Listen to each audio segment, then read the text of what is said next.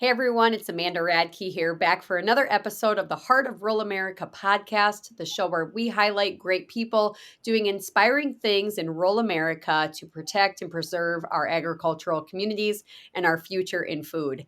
I have a great guest on here today. He is a bulldog and a champion for agriculture. He's been in the political arena and he fights every day for you and I. And I had the great pleasure of meeting him in 2019 in Rapid City, South Dakota at a movie premiere.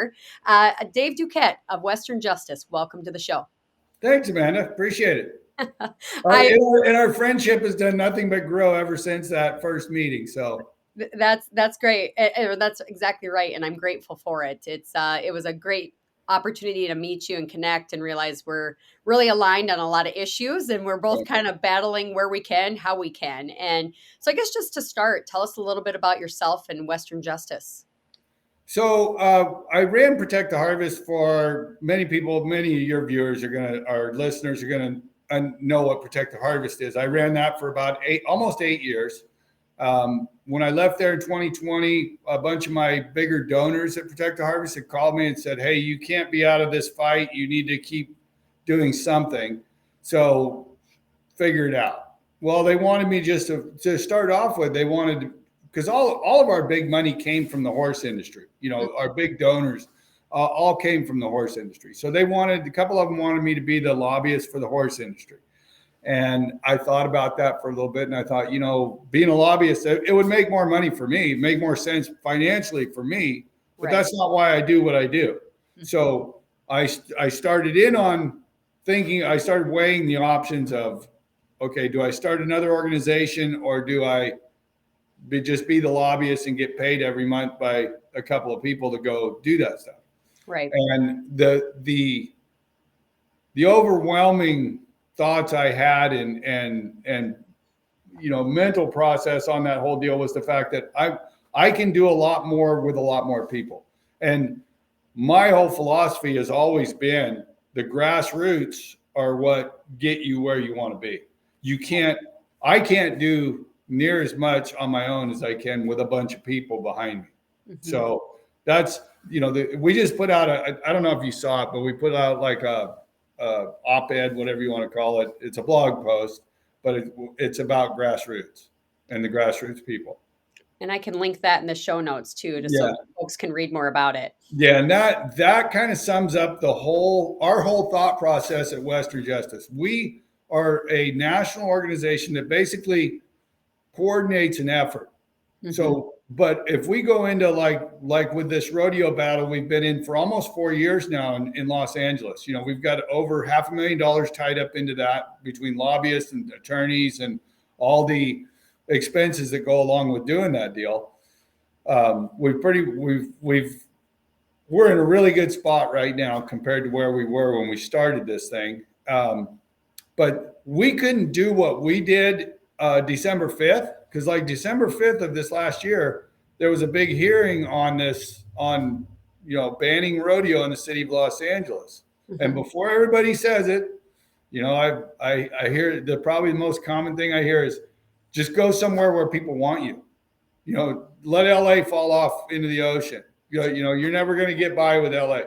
That's not the point. LA is the second largest city in the United States. We don't want the second largest city. It's just, to ban our way of life or something we do. And you'd be surprised. There's 90,000 horses in the city limits of Los Angeles. 90,000. Oh, wow. There's a lot of horses there and a lot of horse people. And so, it's the same reason we fight every year when they bring it up in New York. We do the same thing. But New York, it goes through the legislature. So we've been able to stop it in committee every year in the New York legislature. It hasn't been like on the city docket. So I think, well, I just kind of want to highlight, this is one thing I just reiterate over and over and over again, whether it's rodeo or ranching or horse carriage businesses in Chicago or whatever it is that activist groups are attacking or lobbyists are trying to get regulations to kind of push these things out of business or out of the culture. to me, it just always boils down to private property rights and your Mhm. ability to own and manage your land and your livestock and your businesses as you see fit. And so to me, that the rodeo thing, it is an attack on your ability to utilize a horse for business, for entertainment, for education, for whatever you'd like. And people think, oh, it's only happening in Los Angeles, but you and I know it's happening all across the country. What are you Yeah. seeing out there on the attacks on the Western industry right now? It's actually subsided just slightly over the Yellowstone era, because everybody wants a horse. It's all popular stuff now, right now. It's That's going to go away. Yeah, I mean, I call it the third coming of the urban cowboy phase. That's what the Yellowstone phase is to me. I love that all these people want to go buy hats and boots and do all that stuff for the manufacturers and the people that are our corporate partners and our sponsors. I love that fact, but it's not going to last. It's not going to right. last forever. And we are in that. We're in that right now. I think we're in that phase where, one of my favorite phrases, and I had one of my girls make a meme out of it the other day, is that, strong men create good times create weak men create hard times, and hard times create strong men. Well, Yep. we're in that cycle. It's come really fast this time. I mean, it's the fastest I think it's ever happened in a 3-year period. We've gone all the way around that cycle. And it's so bad with the weak men and the hard times being created by the weak men, that we're already in that spot where we're coming up into strong men are going to have to come out, weak our hard times create strong men, and we're in that hard times creating strong men, and people are wanting to come back, and that's one of the reasons I think Yellowstone and this whole thought process is, the cowboy way, produce, fight, God fearing, all of those different things are coming back. Strong men are back in style. Well, we need strong men faster Yeah. because I'm seeing a lot of weak men cave to some agendas because there's dollars being dangled at them. And what I'm specifically referencing to is something that you've really worked hard on, and that is this whole climate change Green New Deal agenda, Mhm. where we're being asked to bend a knee and say, yes, you're right, agriculture is at fault. Yes, you're right, the cow does need to be carbon zero. Yes, you're right. We need to do more. We're going to take that guilt and we'll fix it. And these men, grown men that I have admired and looked up to all my life in agriculture, who know the truth because they are farmers and ranchers, are literally looking me in the eye and they are saying to me, Amanda, we know this stuff is bogus, but there is money to be made, so we better just get along to get along. What say Exactly. you, Dave Duquette? But I am the anti make money over bullshit guy. So I mean, it drives me absolutely crazy that people are trying to, in our own industries, are going after the carbon credits and Mhm. trying to make money on carbon credits. I tried to dissuade every rancher that I know, especially the ones out here on public lands and, in the West where I live, trying to dissuade them from doing anything carbon credit wise, because they if you read the fine print on those contracts, they can come in and tell you how much you can graze that ground. Yep. They say they're not gonna, Well, but there there's a you lot of things like that you get said, right? So don't believe them. Don't do it. It's not worth the money. I don't.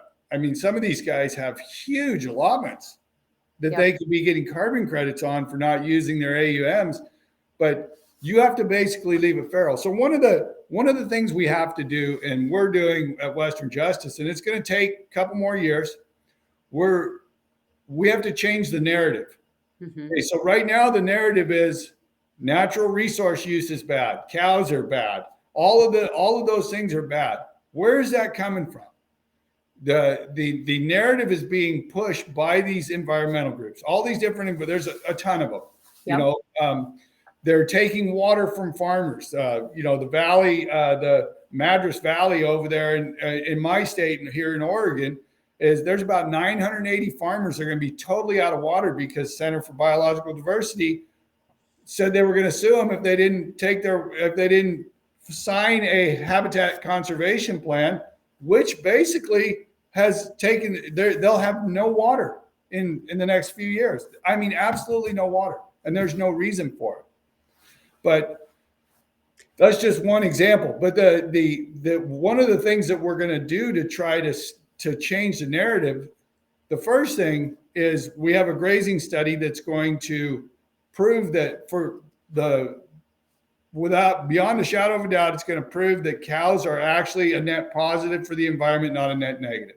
When you think about, and the basic premise behind it is grazing or any type of forage type plants that don't get grazed lay over in the winter. They get whether depending on your climate, whether it's a rainfall, heavy rain, or some kind of oxygen deprivation event in the spring.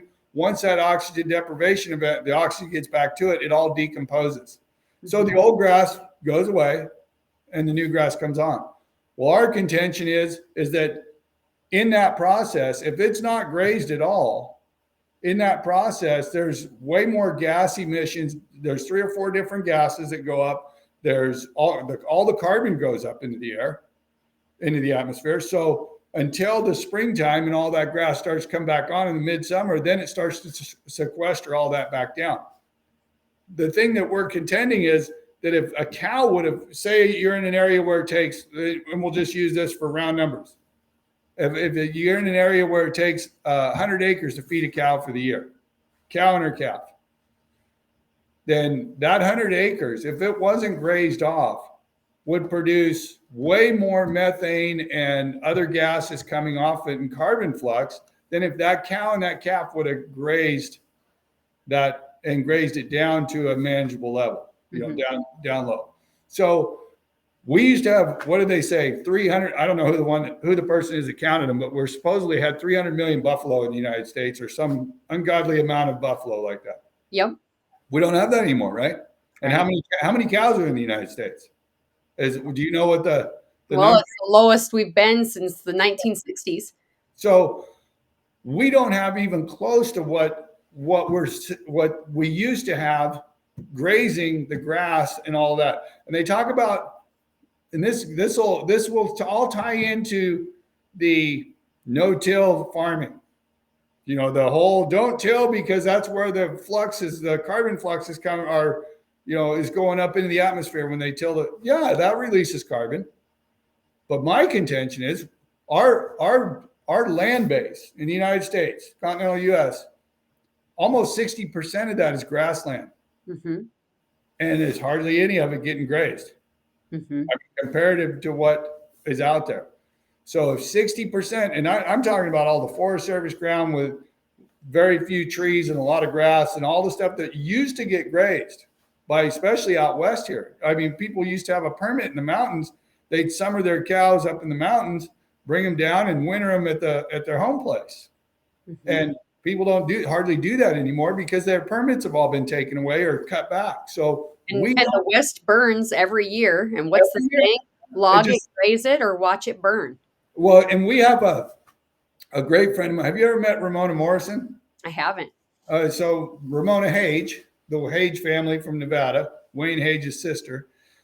She's probably one of the smartest people on water adjudication, property, all of the different chain of title. I mean, even the Reagan Ranch had her come do the chain of title on the Reagan Ranch. So that's the kind of brain power she has. But we are doing part of our study, our grazing study is also going to include fire maps that show from the 30s, 40s, 50s, 60s. And you show, even if we just go decade over decade, you look at the fire maps and you see that the fires have, like, say in the 60s, when we were still grazing, there was a lot of sheep permits, a lot of sheep out there. And let's just take Nevada. Nevada just the state of Nevada, and it's all these sheep permits and all these cattle permits. So the sheep would come through after the cattle or before the cattle, whichever way that pasture was being grazed. And all those mountains in Nevada were grazed. So with that, fires would be, you'd see these little fire maps in the 60s, and there's little dot here, little dot here, little dot here, little dot here. And that's where the fires were for that decade, all those fires. Yep. And then every year or every decade since, the map is actually covered. I mean, it's almost totally covered now with fires. And over a decade, you can't hardly find any place, maybe Vegas and Reno, where there wasn't a fire actually on the ground there. And that's the stark reality of, and it directly correlates with how much all of these AUMs and these permits have been cut back every year. So it's. When do you anticipate this coming out, this study? Well, we're fundraising. We are. It could be a 2-year study. I want it to be a 2-year study, so I'm trying to get to the point where we have the money to buy all the equipment. The equipment's almost $1 million just for the equipment. Wow. So it's going to cost right about $2 million in a 2-year span if we do it. We already got $500,000 from NRCS. So and another $70,000 from the Oregon Beef Council. So we need another $500,000 right away just to buy the equipment. We already have the test sites already lined out. It's all on private ground. We're not going to allow it to be out anywhere.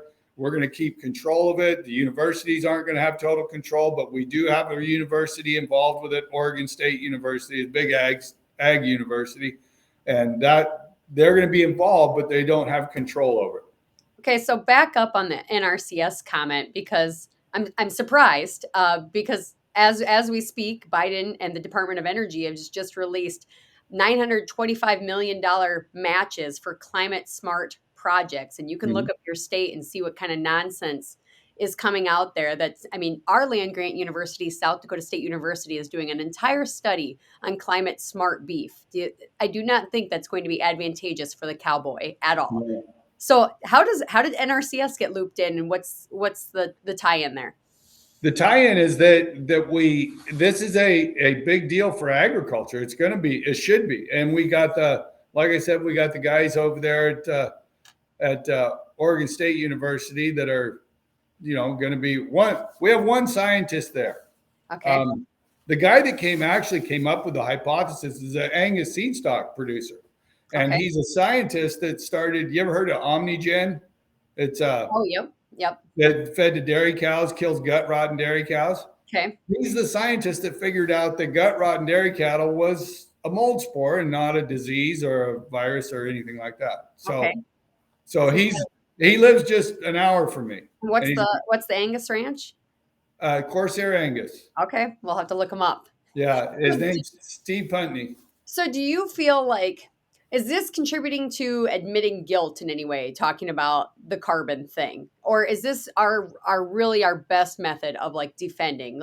You're just putting together the truth, we release the truth and set it free. Is that kind of the intention here? And the other portion, real quick, so my second, in changing the narrative, we have to get this study done. Elon Musk wants this. He's very interested in this. He believes the same way the same way we do. Joe Rogan's the same way. Tucker Carlson's the same way. Trump's the same way. So once we get this study done and we can prove it to him, we have the 4 biggest voices in the world that'll back us up and say something about it. So the other thing is I have a team of unbelievable investigators. I can't talk a lot about them, but they are high level world, been around the world kind of people. I'm going after, and the House Oversight Committee in DC wants this information. And they've wanted an NGO to go after this for quite a few years. So in 2013, we figured out, some friends of mine at Humane Watch and a couple other places, a couple other people, we all figured out there's a report out there called From Russia with Love. And it's on a website that's called The Big Green Radicals. Have you ever seen that? I have not. So if you look up The Big Green Radicals, it's an old website. We put this out in about 13, I think, but it's called From Russia with Love.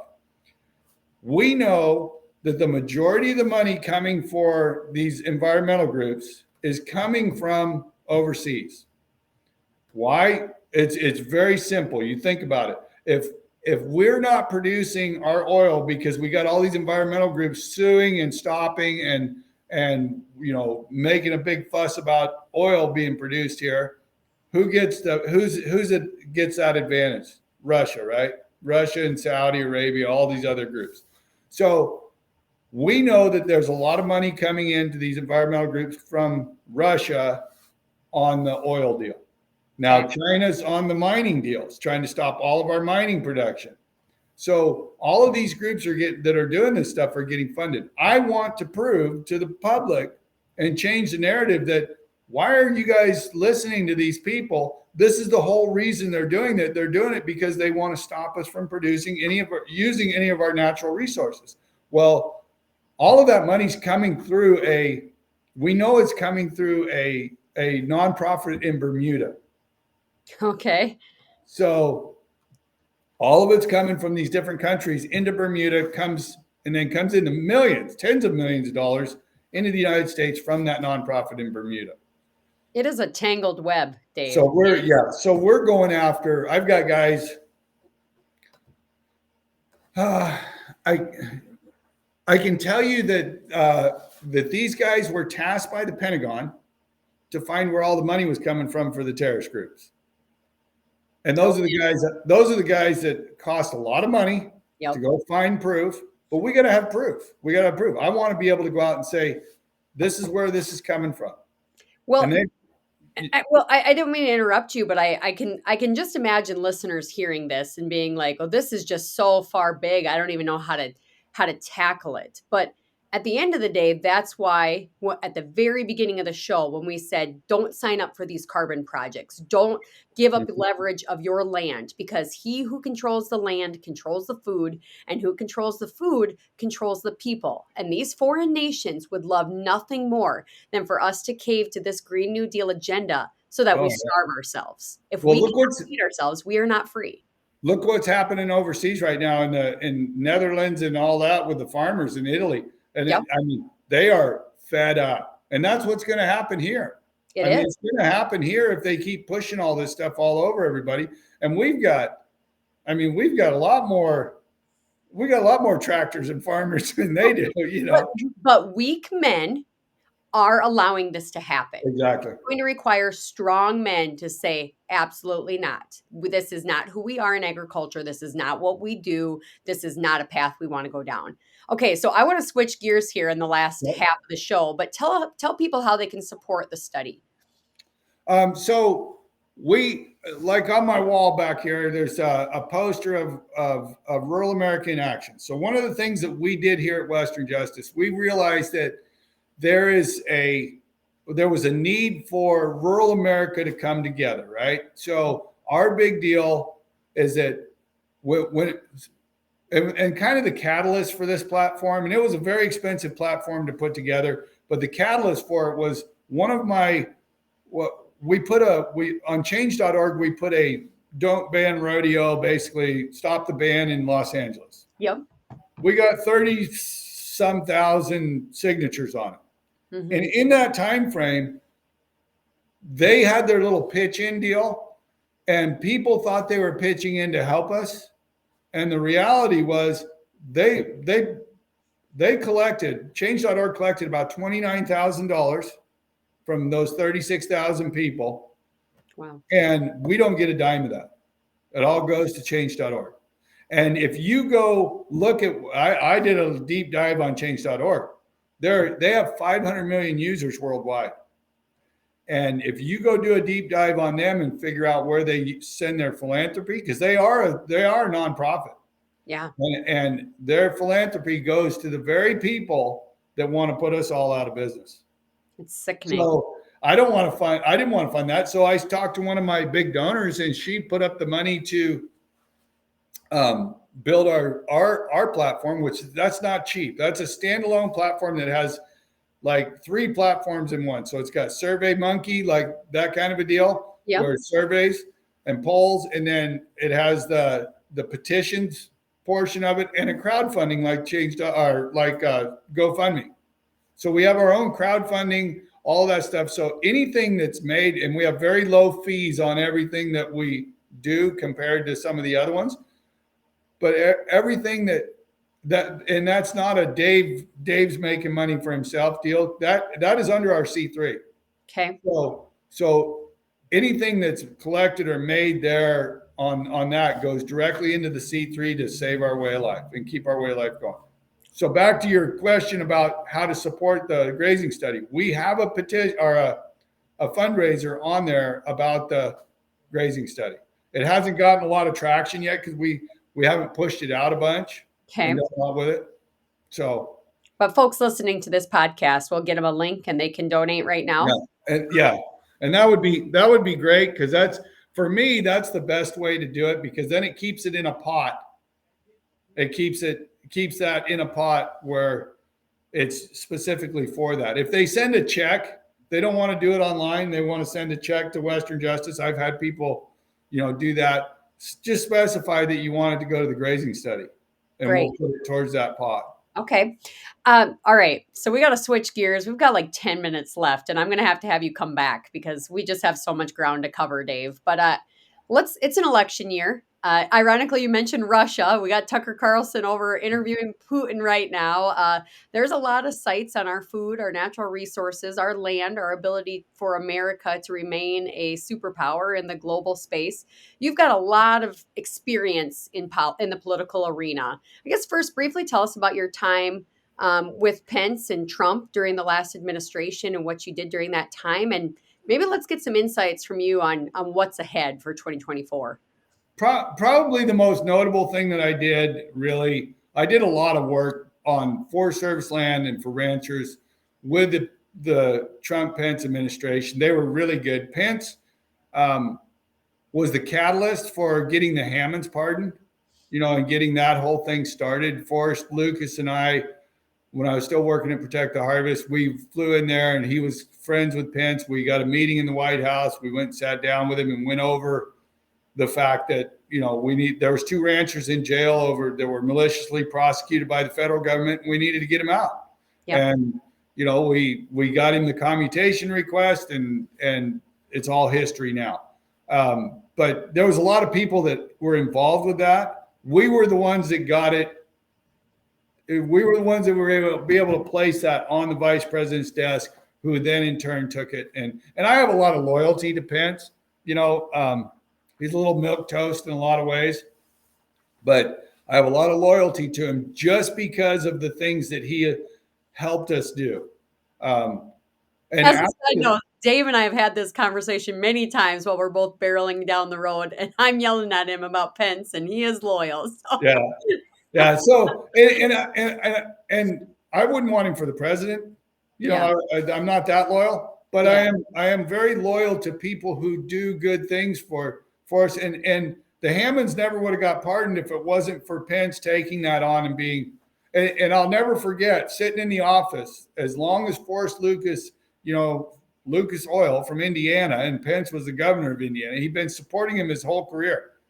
And I'll never forget, Pence looked at Forrest at the end of our conversation in his office there, and he goes, "Forrest, all the years you've been supporting me, I don't think you've ever asked me to do anything for you." And Forrest just kind of snickered, and in his little sly way, he goes, "Pretty sure I know I've never asked you to do anything for me." So Pence took it very seriously. So tell people briefly, because a lot of listeners might not even remember the Hammond. Sum that up. What happened there? On the Hammond pardon? Yeah. Yep. So they were, and it's kind of funny because a lot of people equate the Hammonds and the Bundys as the same people. Right. They're not. The Hammonds didn't want anything to do with the Bundys, didn't want anything to do with what they did at the refuge. So that refuge sits at the base of the Hammond Ranch, which goes up onto the Steen Mountains. There's a reservoir on top of the Steen Mountains that's probably 500 acres. It's 90 feet deep. The Corps of Engineers built it back in the 40s. It's on the Hammonds' deeded ground. The Hammonds wanted that water and wanted the government out of their business.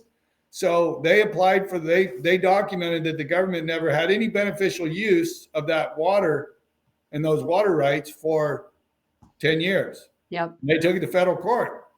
Well, when they did that, they won. So they won the water rights to that reservoir. Well, then the federal government came after them. They're like, no, you're going to, and they even tried to do a plea deal or a deal with them in the back room before the trial, before the sentencing, and said, hey, we'll make all this go away. You just give us the, 1,000 acres up there around that and the water rights back, and you're done. Yep. And they're like, no, we're not going to do it. So they ended up going to jail over as terrorists. They were tried as terrorists, which was the worst part, because they were tried under the Anti-Terrorism Effective Death Penalty Act, which was something that was designed after the Oklahoma City bombing to go after terrorists, not ranchers. And the only here's the kicker that Trump really liked, and Pence did too, was that the only charge that they actually got charged with, and that actually stuck, was they were charged for burning 142 acres, I think it was, of federal ground, because they lit a backburn to stop a fire or lightning strike fire from coming on their place. Any all idiot. the other charges, all the other nefarious charges they used to try them as terrorists were all disappeared. Well, that's what they did is not even punishable. And I showed Trump and Pence the paragraph in the BLM statute. It's not even punishable by a fine. How did that day feel when they were pardoned? What's that? How did that day feel when kind of justice? Oh God, that was probably, other than my boys being born, that was probably the greatest day of my life, was getting that done.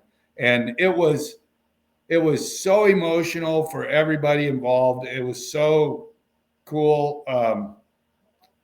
It was weird because they were so used to being browbeat and run over and checked on by the federal government and just harassed, that they were gun shy. They were like two flighty horses, they were worried. Yeah. Every car that came around the corner, they were staring at it, trying to figure out if it was the feds checking them out. And there was police presence. We had a party. We dropped, Forrest flew his jet in to Long Beach. We picked him up, flew him home on Forrest's private jet to Burns, to a huge welcome at the airport, the little airport in Burns, Oregon, and went up to their house in town and had a party. Yeah. There was a big party there, and they live on a corner. And in town, the in-town house for Dwight and Susie was on a corner, and there was cops on this side. There was cops over here. There was state patrol. There was the feds. There was all kinds of people watching this. And for what? Why were they doing it? Why these guys? Because the government loves to make an example of strong men that are standing up for principle. That's I got attacked. Kate Brown, our illustrious governor here in Oregon, I had the IRS come after me and criminal investigators come after me shortly thereafter, because she was mad because she wanted the Hammonds in jail. And so IRS came after me. Then DEQ come over and saw a manure pile that was too close to the river. It was only 100 yards from the river, not whatever it was. So the guy from DEQ, the ag department, basically, he was the one to come over here. He laughed at it and he goes, I don't know why I'm even here, but I was told to come over here and find something to talk to you about. So, oh my. Yeah. Well, I just remember when I was reporting on it, and this story was always going to be special to me, but I was basically told, stand down now. This isn't a worthy article for beef industry issues. And that's the distinction here, and why I try to get the guests I get on. They told you to stand down on the Hammond pardon? Oh yeah. You want to hear something really entertaining? Your viewers might, some of them aren't going to like this, but some of them will. Oh boy. So I walked out of Vice President Pence's office. Forrest went one way, I went the other way. He went to go get on a plane and go back to Indiana, and I had other meetings for the next couple of days. And the first thing I did was go over to NCBA and spoke to a couple of very well-known NCBA people in the lobby and said, hey, I just delivered the commutation request for the Hammonds. I need you guys to go weigh in on this. and say something good. You know what they told me? Told me they weren't going to waste their political capital on that. They only had so many asks to the White House, and they weren't going to waste their time on that. So after the pardon, a month and a half later, after the pardon, the next day on Fox News was Ethan Lane and the head of the PLC at the time, who's an Oregon rancher that knows the Hammonds. They were on Fox News claiming credit for getting the Hammonds pardoned. So you can imagine how well that went over with me. Yeah, it was unfortunate that a major trade publication wouldn't let me talk about the rights of an independent rancher that was in real trouble. And Yeah. that's the distinction. People like to make assumptions about me, like, oh, she's an NCBA gal, she's an RCAF, she's a U.S. cattleman. So I'm like, no, what I am is I fight for the independent cattle producer. So at the Right. end of the day, it's not what's good for all. Oh, carbon capture is going to make us all rich. My motivation is what's going to keep that one family on the land? What's going to keep our private property rights intact so our kids and grandkids have an opportunity to be in this business? I mean, last I checked, no association is paying my operating note. So the profitability, the sustainability, and I use that in terms of are these businesses going to make it? Depends on these individual families being protected. And that's why I appreciate you, Dave, because you're not afraid. There's some kind of advocates that they just go talk pretty about beef and cows and sing a good song.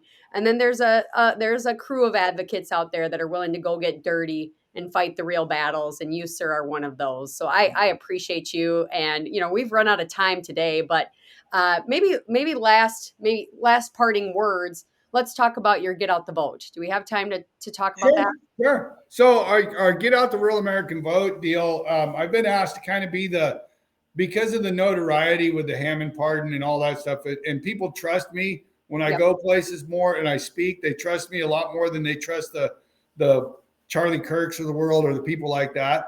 Yep. Who has 4 mansions that are $4 million a piece, kind of a deal. So they're realizing that going that direction probably isn't the best way to go. But our get out the rural American vote, prime example here in Oregon, and this is not different from any other state. But right here in Oregon, if we would have done what I wanted to do in the last cycle, we could have had a Republican governor pretty handily. What we do is we go after low propensity voters. So an average campaign costs $16, $18, $20 a vote. Glenn Youngkin cost him $36 a vote to get elected. My data guys that I work with are the same guys that got Glenn Youngkin elected, and did and have done a bunch of stuff in other states. They want me to be the Ralph Reed of get out the rural American vote, basically, is what they're doing. So now I'm going to be pushing to get what we call low propensity voters to come out. And in Oregon, we had already identified 488,000 of them. The average turnout for these data guys on getting low propensity voters out is about 25%. So 488,000, that would have been, 125,000 extra votes at minimum. That would have doubled the amount that the other guy, our illustrious liberal governor, won by. So it would have totally flipped the whole state. But I couldn't get people to bite on it. And the other big thing is we do it for $2 to $3 a vote. We're not out here trying to get rich. I love my place. I'm happy where I'm at. I don't need 4 or 5 mansions. So I want to see our country recover. I don't want to see me with a big a big wallet and a bank account. So folks that are feeling a little disenfranchised after the last 4 years and feeling like maybe their voice or their vote doesn't matter, what would you tell them going into this election cycle? Yeah, their vote matters. We got to get the rural American vote out. That's probably one of the biggest misconceptions, is that your vote doesn't matter. Oregon used to be a red state. Now it turned purple, and now it's blue. And it could be red again. And we need to get it red. But the only way to get it red is to get all the voters to get back out there and get off all the logging towns and all those people get off the meth and go to the go to the ballot box. That's why I love you, Dave. You never know what's going to come out of your mouth. It's awesome. This is a Yeah. real and raw interview right here. Well, I'm fighting like heck to make sure South Dakota stays red. It's looking awfully purple, leaning towards blue these days. And you got your work cut out for you. Apathy can Yeah. kill a lot of things. We haven't done anything as far as data on South Dakota because we really haven't thought about it. But like Texas is turning purple, and Yep. Texas is, they're worried about it. So I got a big deal down there that we're going to look at. We've already identified 6.5 million low propensity voters in Texas that lean right. So Well, that would help counter all the illegals coming across the border that are gonna exactly. dead people that are gonna be voting and all the things. All right, where Yep, you're definitely coming back We're soon. done. Before we get in trouble, we'll wrap. Where can folks follow you for more information to see what Western Justice is up to? Westernjustice.info is our, where you go. Our C3 is wjustice.com. Okay, Or .org. Sorry. I'll link it. I always get that one mixed up. But the main website for our C4, which is our political arm and does most of the work, is www.westernjustice.info. Great. Awesome. Well, I sure appreciate your time today, and we'll link everything in the show notes and keep up the good fight. All right. See you, Amanda. Take Appreciate care. it. See ya.